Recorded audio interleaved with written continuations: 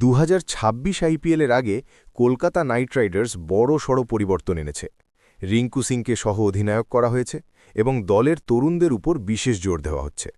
রাহানের নেতৃত্বে সাহসী ক্রিকেট খেলার লক্ষ্য নিয়ে কেকেআরের প্রধান লক্ষ্য চতুর্থ ট্রফি জয়। কোচিং টিমেও বদল এসেছে। চন্দ্রকান্ত পণ্ডিতের বিদায়ের পর কোচিং টিমে বড় পরিবর্তন হয়েছে।